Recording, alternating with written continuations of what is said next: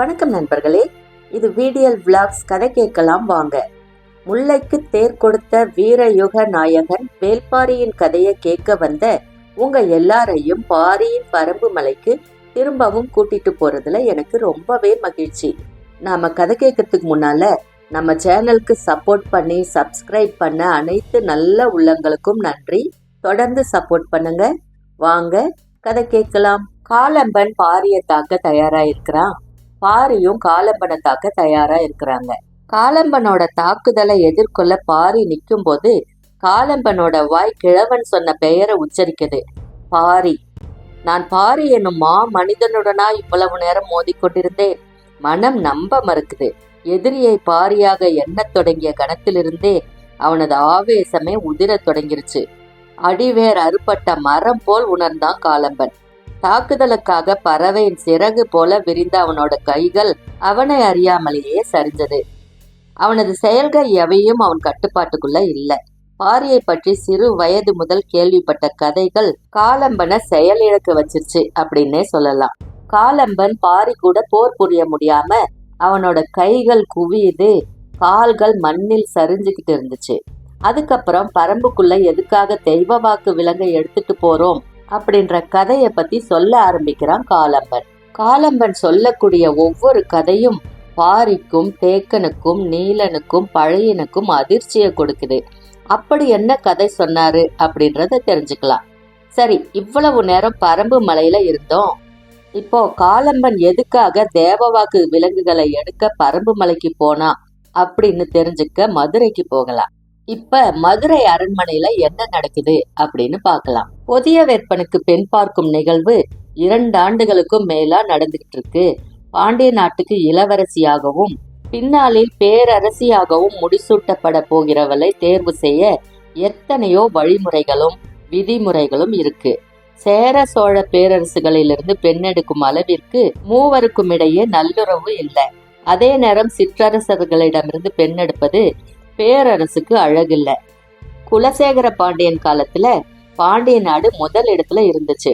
அந்த நிலை திருமணத்திலும் எதிரொலிக்கணும் அப்படின்னு பேரரசர் விரும்புறாரு. வெவ்வேறு நாட்டை சேர்ந்த இளவரசிகளை போய் பார்த்து திரும்பியது பாண்டிய நாட்டு குழு. அவங்க சொல்லும் ஆலோசனைகளை அரண்மனை வாசிகள் ஏற்க மறுக்கிறாங்க. செல்வ செழிப்பான நாட்டின் இளவரசிகளையும் பார்த்த கணமே ஆண்கள் மயங்கும் பேரழகிகளையும் அவங்க நிராகரிக்கத்தான் செஞ்சாங்க.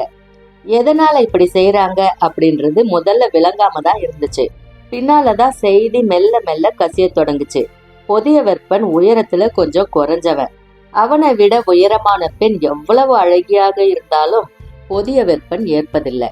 ஆனா அவனது உயரத்துக்கோ அல்லது அவனை விட உயரத்தில் கொஞ்சம் குறைவான உயரமுள்ள பெண்ணையோ தேர்வு செஞ்சா பேரரசர் நிராகரிச்சுறாரு. இளவரசர் நிராகரிக்க காரணம் இருக்கிறது போலவே பேரரசர் நிராகரிக்கிறதுக்கும் காரணம் இருக்கத்தான் செய்யுது. வணிகம் தொடங்கி பாதுகாப்பு வரை ஒரு நாட்டில் அளவைகள் மிக முக்கியமானவைகளாக இருக்கு. நீட்டல் அளவையின் அடிப்படையாக தான் கோல் அளவு இருக்கு. ஒரு கோல் எவ்வளவு நீளமுடையதா இருக்கணும் அப்படின்ற கேள்வி வந்த பொழுது நாட்டை ஆளும் பேரரசரின் கை முழ அளவே கோலின் அளவு அப்படின்னு முடிவாகி இருந்துச்சு. பல நாடுகளிலும் இதுவே வழக்கமாகவும் இருந்தது. பேரரசர் குலசேகர பாண்டியனை விட புதிய வெப்பன் குள்ளமானவனாக இருப்பதால் கை முழ அளவும் குறைவானதாவே இருந்துச்சு. இது எதிர்காலத்தில் பல மாற்றங்களுக்கும் குழப்பங்களுக்கும் காரணமா அமைய போகுது அப்படின்றது அரண்மனையில் பலரும் பல காலமா ரகசிய குரலில பேசிட்டு இருந்தாங்க. இது அவ்வப்போது பேரரசரோட காதுக்கும் போய் சேரும். இந்த நிலையில பெண் பார்க்கும் பொழுது அவனது உயரத்துக்கு சற்றே மேலான பெண்ணாக இருந்தால் பிறக்க போகும் குழந்தை நல்ல உயரத்துடன் பிறக்க வாய்ப்பிருக்கு. இல்லை என்றால் குழந்தை இவனை விட குள்ளமாக பிறந்துவிடும். அது நாட்டின் எதிர்காலத்தில் குழப்பத்தை இன்னும் அதிகமாக்கும். அதனால உயரமான பெண்ணாக பார்க்க வேண்டும் அப்படின்றது பேரரசரோட உத்தரவு.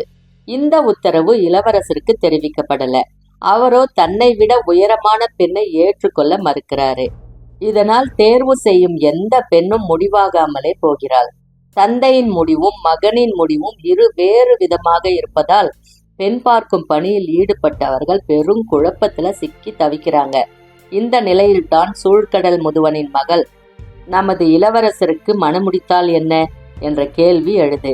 இதே கேள்வி சோழ நாட்டு அரண்மனையிலும் பேசப்படும் செய்தியும் வந்து சேருது.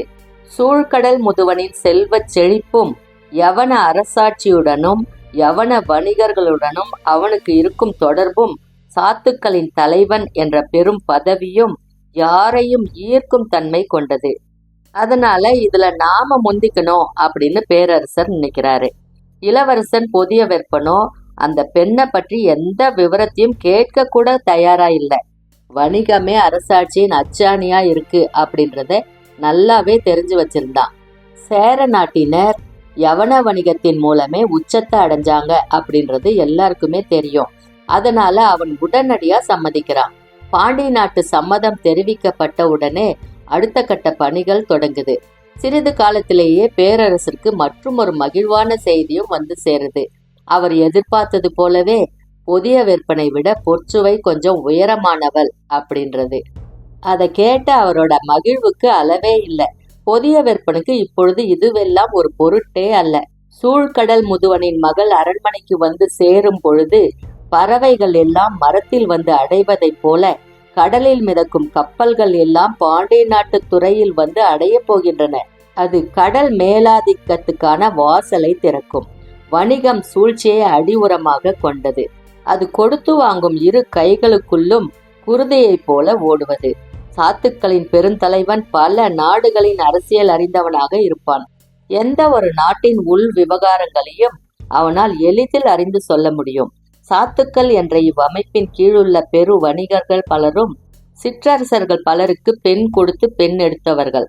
அந்த வணிக கூட்டத்தின் தலைவனின் மகளை பெண்ணெடுப்பதன் மூலம் பாண்டிய நாட்டு எல்லைக்கு அப்பால் இருக்கும் பல அரசர்களிலும் மேல்நிலையை பாண்டிய நாடு அடைந்துவிடும். புதிய வெப்பனோட எண்ண ஓட்டங்கள் மிக தீவிரமா இருந்துச்சு.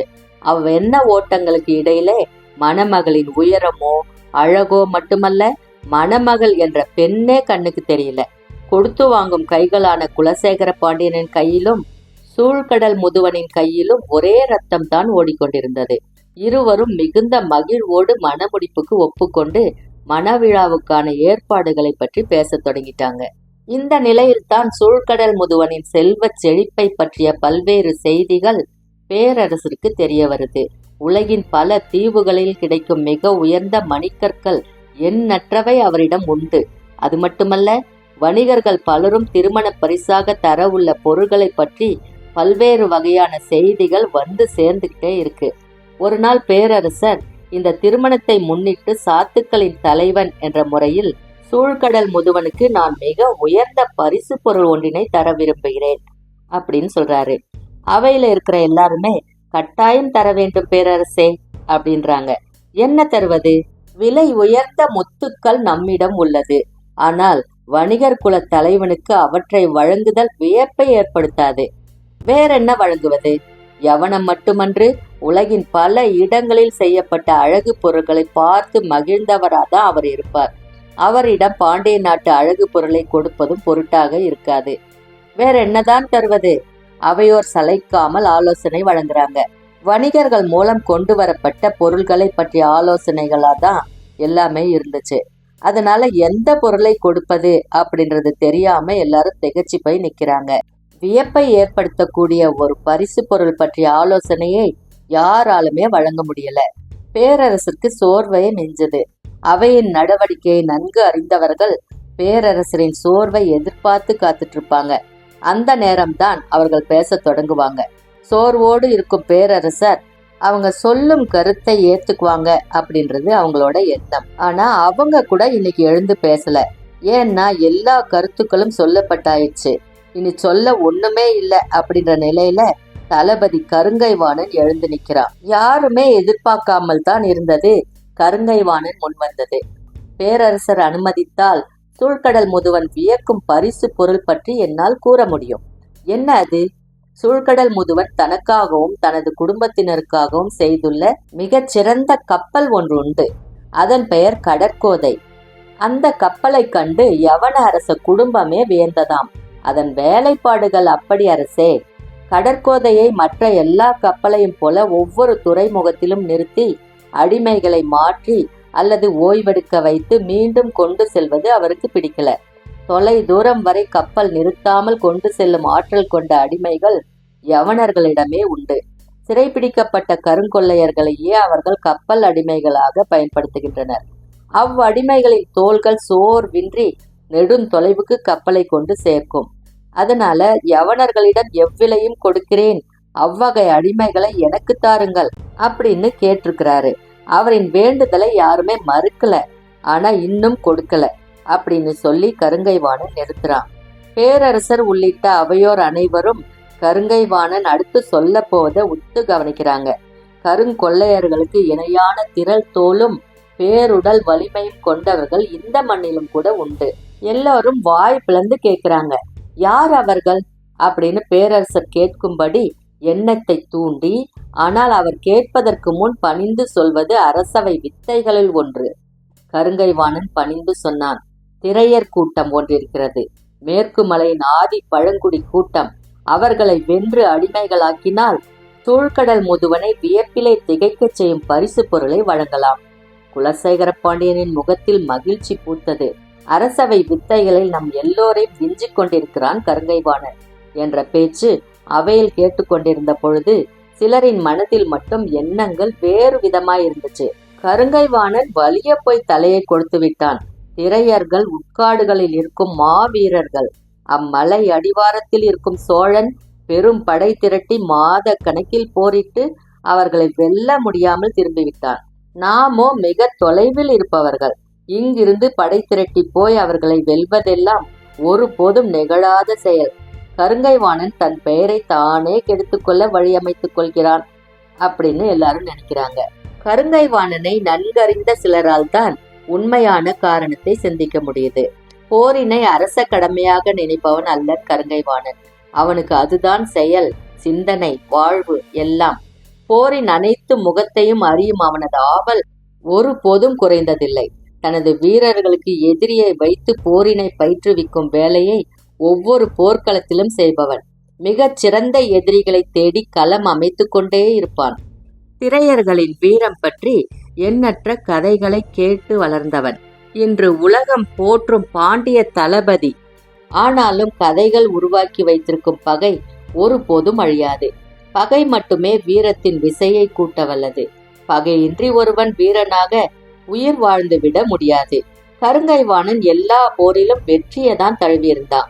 ஒரு நிலைக்கு பின் வெற்றி ஏற்படுத்தும் சுவை பழக்கப்பட்டதாக மாறிவிடும். பழக்கப்பட்டதை மீறி புதிய சுவைக்கான விருப்பத்துடனே போர்க்களத்தில் அலைந்து திரிபவன் கருங்கைவாணன். அவனது மனதில் சிறு குழந்தையாக இருந்த பொழுது விதைக்கப்பட்ட ஆதி விதையாக திரையர்களின் வீரம் இருந்துச்சு. அவர்களை வெல்லும் அவனது ஆவேசம் பெருகிக் கொண்டேதான் இருந்தது. ஆனால் எந்த ஒரு அரசும் விலையில்லா இழப்பை தளபதியின் விருப்பத்தின் பொருட்டு சந்திக்கிறதில்ல. அதுவும் குலசேகர பாண்டியன் போன்றதோர் அறிவு கூர்மையுள்ள பேரரசனிடம் எளிதில் ஒப்புதலை பெற்றுவிட முடியாது. அதுக்கு காரணம் என்னன்னா, எவ்வித நிலவியல் தொடர்பும் அரசியல் தொடர்பும் இல்லாத காட்டு பகுதிக்குள் திரையர்கள் இருக்கிறாங்க. காத்திருந்த கருங்கைவாணன் சரியான வாய்ப்பை பயன்படுத்துறான். சூழ்கடல் முதுவனின் பொருட்டு பாண்டிய படையின் பெரும் அணிவகுப்பு வடதிசை நோக்கி நகரத் தொடங்குது. கதையும் பகையும் வனம் நோக்கி நகருது. பெரும் யானை படையோடு புறப்பட்டு போனான் கருங்கைவாணன். திரையர்களை போரிட்டு வீழ்த்துவது எளிதான காரியமே இல்லை. அவங்க கிட்ட போரிட்டு சோழன் தோல்வியை தான் தழுவினா அப்படின்றது எல்லாருக்குமே தெரியும். ஆனா அப்போரின் மூலம் கற்றவைகளே மிக முக்கியமானவை. திரையர்கள் எண்ணிக்கையில் மிக குறைந்த கூட்டம். அவர்களை நேர்போரில் தோற்கடிக்க முடியாது. அந்த போரில் பங்கெடுத்த 2ஆம் நிலை தளபதியான திதியனை விலைக்கு வாங்குறான் கருங்கைவாணன். அவனிடமிருந்து பல செய்திகள் கிடைக்குது. சோழர் படை போரிலே தோற்றது. ஆனால் திரையர்களின் எண்ணிக்கையில் சரி பாதியை அது அழித்தது. ஆனால் மிக விரைவாக இன்னொரு தாக்குதலுக்கு திட்டமிடுவோம் அப்படின்னு அவன் சோழ மன்னனுக்கு தெரிவிச்சிருந்தான். சோழ மன்னன் செங்கன சோழனோ அதை ஏற்கவே இல்லை. திரையர்களை வீழ்த்த முனைவது வீண் வேலை அப்படின்னு மறுத்துட்டான். இப்ப என்னாச்சுன்னா, திதியன் வழங்கிய ஆலோசனையின்படிதான் கருங்கைவாணன் படை நடத்தி போயிட்டு இருக்கிறான். கார்காலத்தின் முன்மழை கொட்ட தொடங்குது. திரையர்கள் வசிக்கும் மலை பகுதியில் மழையின் கால அளவு சற்று முன்னதாகவே வேகம் கொள்வதா இருந்துச்சு. அதை கணிச்சுதான் திதியன் கூட்டிட்டு போறான். அடைமழை தொடங்குது. அதுக்காக தான் திதியன் காத்துட்டு இருக்கிறான். அடைமழை தொடங்கியதும் ஆற்று வழியிலிருந்து கரையேறான். எந்த கணமும் வெள்ளம் பெருகி வரலாம் அப்படின்றது மட்டுமல்ல காரணம். அடைமழையின் பொழுது யானை படை காடறுத்து முன்னேறி வருவதை கண்டறியறது கஷ்டம். திதியன் கணித்ததைப் போலவே அடைமழை காடு கரைவதை போல கொட்டுது. முதல் நாளினை விட 2ஆம் நாளும் 2ஆம் நாளினை விட 3ஆம் நாளும் மழையின் தன்மை அதிகரிக்கவே செய்யுது. அடைமழையின் தன்மை மிக கடினமா இருந்ததால திரையர்கள் குடில் விட்டு வெளிவராமலே இருந்தாங்க. சிலர் மலை குகைக்குள் அடைஞ்சு கிடந்தாங்க. கவச வீரர்களை கொண்ட கருங்கை வாணனின் யானை படையை திரையர்களின் குடிக்கு கொண்டு வந்து சேர்க்கிறான் திதியன். குடிலின் அருகில் யானையின் பீறல் கேட்கும்போது ஒரு கிழவன் மட்டும் வேய்ந்த கூரையை விலக்கி பார்க்கிறான். யானைகளின் எண்ணிக்கை மிக அதிகமாய் இருந்துச்சு. கொட்டும் மழையின் சத்தத்தோடு காற்றும் சேர்ந்து கொண்டது. நல்ல பயிற்சி பெற்ற யானைகள் அந்த சின்ன குடில்களை சுழற்றி எரியுது. உள்ளுக்குள்ள இருந்தவங்க என்ன நடக்குது அப்படின்றது தெரிஞ்சுக்கிறதுக்கு முன்னாலேயே இரும்பு வலை பின்னல்களை கொண்டு வீசி பிடிக்கப்படுறாங்க. குடிலுக்கு பதிலா கூர்முனை கொண்ட இரும்பு வலை பின்னல்களால் போர்த்தப்படுறாங்க. உள்ளுக்குள் இருந்த யாரும் துளி அளவு அசைஞ்சாலும் இரும்பின் கூர்முனை கிழித்து உள்ளிறங்கி கொண்டிருந்தது. குடில்கள் ஒவ்வொன்றாக தாக்கப்படுது. திரைக்குடி வீரன் 4 பேர் கூட எந்த கணமும் ஒன்று சேர முடியல. குடிலுக்குள் இருக்கும் ஆண்களை கவசம் அணிந்த 20 வீரர்கள் ஒன்று சேர்ந்து தனித்தனியா பிரிச்சாங்க. அவ்வாறு பிரிக்கும் போதுதான் மோதல் உக்கிரம் கொள்ளுது. கவச வீரர்கள் நாலாபுறமும் சிதறைப்படியே இருந்தாங்க. ஆனா அவங்களோட கண் முன்னாலேயே குடும்பத்தினரோட மேலெல்லாம் இரும்பின் கூர்முனை குத்தி கிழித்தபடி இருக்க காண சகிக்காது போரிட்டு வீழ்ந்தாங்க. வெட்டி வீசப்பட்டவர்களின் எண்ணிக்கை மிக குறைவு. வீறு கொண்டு தாக்கிய சிலர் தான் கொன்று அழிக்கப்பட்டாங்க. மற்ற எல்லாரும் சிறைப்பிடிக்கப்பட்டாங்க. கதறல் ஓலம் மேலெழ எக்கட்டத்திலும் அடைமழை வாய்ப்பு கொடுக்கல. சரியான திட்டமிடலோடு வந்த திதியன் மிக துல்லியமா தாக்குதலை நிறைவேற்றினான். அதற்கு அடிப்படையா இருந்தது கருங்கை வாணனின் துணிவு. இந்த காட்டின் உச்சியில் இருக்கும் திரையர்களை பிடித்துவிட முடியும் அப்படின்னு தளபதிக்கு துணிதல் வருதல் எளிதல்ல. சோழன் அத்தனை ஆயிரம் படை வீரர்களை திரட்டி வந்து தாக்குதல் நடத்தி தோற்றான். அவனின் தாக்குதல் நிகழாமல் இருந்திருந்தால் இந்த வெற்றி சாத்தியமில்லை. திரையர்களின் எண்ணிக்கை சரிபாதி குறைஞ்சிருக்காது. அவங்களோட இருப்பிடம், வழித்தடம், காலநிலை பற்றிய செய்திகள் எதுவுமே தெரிஞ்சிருக்காது. சோழனின் படையெடுப்பே இந்த வெற்றிக்கு காரணம். ஆனால் வெற்றியை அறுவடை செய்தது பாண்டிய படை. குடில்கள் எல்லாம் அழிக்கப்பட்டு ஆண், பெண், குழந்தைகள் எல்லாம் சிறைப்பிடிக்கப்பட்டு விட்டனர். பிடிப்பட்ட ஆண்களின் கழுத்தில் இரும்பு வளையங்கள் தொங்க கை கால்களுடன் அவை பிணைக்கப்பட்டன. வீரர்களை அருவரா இணைக்கப்பட்டு யானையின் மேல்வார சங்கிலிகளுடன் இறுக கட்டப்பட்டிருந்தாங்க. மற்றவங்க சுற்று வட்டத்தில் கட்டி யாரும் துளியும் அசைய முடியாமல் இருக்கப்பட்டாங்க. கருங்கை வாணனின் கீழ்நிலையில் இருக்கும் தளபதிகள் 3 பேரும் புறப்படலாம் அப்படின்னு சொல்றாங்க. ஆனா திதியன் மட்டும் பதில் சொல்லாமலே இருந்தான். மழை கொட்டி தீர்த்தது. அழுகையும் ஓலமும் ஆவேசமுமாக இருந்தது. எல்லாவற்றையும் மழையின் ஓசை விழுங்கியபடி இருந்தது. யார் பேசினாலும் காதருகே போய் சத்தமா பேச வேண்டியதா இருந்தது. எல்லோரையும் பிடித்து விட்டோம், உடனே இந்த இடம் விட்டு நகர்ந்து விடுவோம் அப்படின்னு அந்த 3 தளபதிகளும் கத்தி சொல்றாங்க. ஆனா திதியன் சொல்றான், இல்லை, இவர்களின் தலைவனை காணவில்லை, அவனைத்தான் அப்பொழுதிருந்து தேடிக்கொண்டிருக்கிறேன் அப்படின்னு சொல்லிக்கிட்டே பிடிப்பட்ட ஒவ்வொருத்தரோட முகத்தையும் கிட்ட போய் பார்த்துக்கிட்டே சொல்லிட்டு இருக்கிறான். கொட்டும் மழையில் கை கால்களில் எல்லாம் புழுதி வழிய நின்றிருந்த வீரர்களை மீண்டும் மீண்டும் பார்க்கிறான். அவன் தேடிய தலைவன் இல்லை. அவன் இல்லை என்றால் என்ன, கிடைத்தவர்கள் போதுமே, நாம் புறப்படலாம் அப்படின்னு மற்றவங்க சொல்லும் போது திதியன் சொல்றான், அவனை இந்த இடம் வைத்து கைது செய்ய வேண்டும் அல்லது கொன்று முடிக்க வேண்டும். அவ்வாறு செய்யாமல் நாம் புறப்பட்டால் காட்டினை விட்டு கீழ் இறங்கும் போது நம்மில் ஒருவர் கூட உயிரோடு இருக்க மாட்டோம். திதியன் இந்த மாதிரி சொல்லும் போதுதான் ஆபத்தின் அளவு புரியுது. இது அவனது காடு. அவனோடு 5 வீரர்கள் இருந்தால் போதும், நமது மொத்த படையையும் அழித்து விடுவான். மலை சரிவுகளில் ஆடுகளைப் போல நமது யானைகள் உருண்டு செல்வதை பார்க்க நீங்கள் ஆசைப்படுகிறீர்களா அப்படின்னு கேக்குறான். எல்லாரும் திகைச்சு போய் நிக்கிறாங்க. எனது படையின் 500 வீரர்களையும் அழித்தவன் அவன். கேட்கிறவங்களோட நெஞ்சில அச்சம் பரவிக்கிட்டு இருந்துச்சு. அவனை பிடிக்க இதுவே ஏற்ற இடம். அவனை இவ்விடம் வர வைத்தால் மட்டுமே நாம் வெல்ல முடியும். இவ்விடம் விட்டு நகர்ந்தால் அவனது தாக்குதலை நம்மால் சந்திக்க முடியாது. மழை கொட்டிட்டு இருந்துச்சு. பிடிப்பட்ட வீரர்கள் ஆவேசம் கொண்டு கத்தியபடி பிணைக்கப்பட்ட இரும்பு கம்பிகளை வளைத்து நொறுக்க முயற்சி செஞ்சுட்டு இருந்தாங்க. திதியனோட மனசுல பகை கொழுந்து விட்டு எரிஞ்சுக்கிட்டு இருந்துச்சு. எப்படியும் இன்று அவனை சிறை பிடிக்காமல் இவ்விடம் விட்டு நகரக்கூடாது அப்படின்றதுல உறுதியா இருந்தான். பல்வேறு வகையில் சிந்தித்த அவன் இறுதியா ஒரு முடிவுக்கு வரான். அவனுக்கு குழந்தைகள் உண்டு என்று கேள்விப்பட்டுள்ளான். அது நினைவுக்கு வந்த கணம் ஆவேசம் கொண்டு கத்துறான். அவனது குழந்தைகள் எதுவென சொல்லவில்லை என்றால் எல்லா குழந்தையையும் வெட்டி வீசுவேன் அப்படின்னு சொல்லிட்டு இருக்கும் போதே அது நடந்துகிட்டே இருந்துச்சு. யாரும் சிந்திக்கிறது கூட கன பொழுது கூட அவன் நேரம் தரல. வார்த்தைகள் முடியும் முன் செயல்கள் நிகழ்ந்துட்டு இருந்துச்சு. ஒரு கட்டத்துல அவனது சினம் கண்டு கருங்கை வாணனே அதிர்ந்து போயிட்டான். முன்னால நின்றுட்டு இருந்த சிலரால தான் அவன் பேசுறத தெளிவா கேட்க முடிஞ்சது. மற்ற எல்லாரும் அவனோட செயலை கண்டு வெறியேறியபடி கத்திய பொழுது முன்னால் நின்றுட்டு இருந்த பெண் ஒருத்தி தலைவனின் 3 குழந்தைகளையும் அடையாளம் காட்டினார். அந்த 3 குழந்தைகளின் இடது கால்களையும் ஒன்றாக கட்டி மரத்தின் உச்சிக்கு தூக்குறான் திதியன். கைதானவர்களின் கதறல் மழையோசையும் தாண்டி காட்ட உழுக்குது. மழையின் வேகம் குறைய தொடங்குது. திதியன் கடைசி வாய்ப்பை வழங்குவதாக சொல்லி பெரும் ஓசையை எழுப்புறான். அவனது வீரர்கள் மர உச்சியில் தொங்கவிடப்பட்ட குழந்தைகளை நோக்கி அம்பெய்ய ஆயத்தமாகறாங்க. கைதான வீரர்களின் ஆவேசம் அடக்க முடியாதபடி இருந்துச்சு.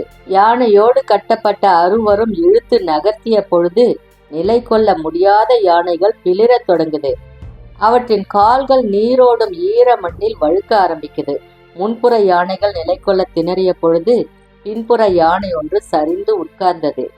திரையர்கள் யானையை தகர்க்கும் ஆவேசம் கண்டு பாண்டிய படை உரை நிலை கொள்ளது. நிலைமை கட்டுக்கடங்காமல் போய்கொண்டிருந்தது. ஆனால் திதியன் எதை பார்த்தும் கலங்கவே இல்லை. அவனோட வெறி கருங்கை வாணனையே அஞ்ச செய்யுது. திதியனோ கருங்கை வாணன் உள்ளிட்ட யார் முகத்தையும் பார்க்கல. யார் உத்தரையும் கேட்கும் நிலையிலும் இல்லை. இந்த கணத்தை இழந்துவிடக்கூடாது அப்படின்றதுல உறுதியா இருந்தான். வில்லேந்திய வீரன் ஒருவனை மட்டும் தனியாக நிறுத்தி தயாராக இருக்க சொல்றான். கயிற்றில் கட்டி தொங்கிக் கொண்டிருந்த 3வரில் ஒருவனை நோக்கி அவன் குறிப்பாக்குறான். அதை கவனிச்ச திதியன் ஆவேசமா அவனோட முகத்துல தாக்க முற்படுறான். நான் ஒரு குழந்தைக்கு குறி வைக்க சொல்லல, கட்டி தொங்க விடப்பட்டிருக்கும் கயிற்றுக்கு குறிவை. உனது ஒற்றை அம்பு அக்கயிற்றை அறுத்து செல்ல வேண்டும். 3வரும் கீழே விழுந்து சிதறி சாக வேண்டும். பதறிய கவச வீரன் அம்பின் நுனியை சற்றே மேலே உயர்த்தி ஆடியபடி இருக்கும் கயிற்றுக்கு குறிப்பாக்குறான். பெண்கள் கதறி துடிக்கிறாங்க. அடுத்து நிகழப்போவதை எண்ணுவதற்குள் நிகழ்த்தி முடிப்பான் என்பதை அவர்கள் அறிந்ததால் அந்த கொடுமையான செயலை பார்த்து உயிர் கலங்குறாங்க. அந்த நேரத்துல என்ன ஓசை கேட்டதுன்னு கருங்கைவாணனுக்கோ திதியனுக்கோ புரியல. ஆனால் கதரும் பெண்கள் தங்களின் அழுகையை நிறுத்துறாங்க. யானையை இழுத்து நகர்த்தி கொண்டிருந்த திரையர்குல ஆண்கள் தங்களின் ஆவேசம் அடக்குறாங்க. கன நேரத்தில் முழு ஓசையும் அடங்குது. கயிற்றில் தொங்கும் 3 சிறுவர்களின் ஓசை மட்டுமே கேக்குது. அம்பினை இழுத்தபடி நின்ற கவச வீரன் அப்படியே நிறுத்துறான். திதியனும் கருங்கைவாணனும் உற்று பார்த்துட்டு இருந்தாங்க. எங்கிருந்து என்ன குறிப்பு வந்தது அப்படின்றது தெரியாம விழிக்கிறாங்க. ஆனாலும் திதியன் தினவோடு நிக்கிறான். தனது குலமே சிறைப்பட்டு நிற்கும் கொடுமையை காண சகிக்காது கையறு நிலையில் வேறு வழியே இன்றி புதர் விலக்கி வெளிவந்தான் திரையர் குலத் தலைவன் காலம்பன். இப்படி காலம்பன் தன்னுடைய கதையை பாரிக்கிட்ட சொல்லும் போது கேட்டுக்கிட்டு இருந்த பாரிக்கும் நீலனுக்கும் தேக்கனுக்கும் பழையனுக்கும் உயிரே உறைந்து விடக்கூடிய தருணமா இருந்தது. அதுக்கப்புறம் என்னாச்சுன்னு அடுத்த எபிசோட்ல பார்க்கலாம். அதுவரை உங்ககிட்ட இருந்து நன்றி கூறி விடை பெறுவது வீடியல் பிளாக்ஸ் வீடியல். நன்றி, வணக்கம்.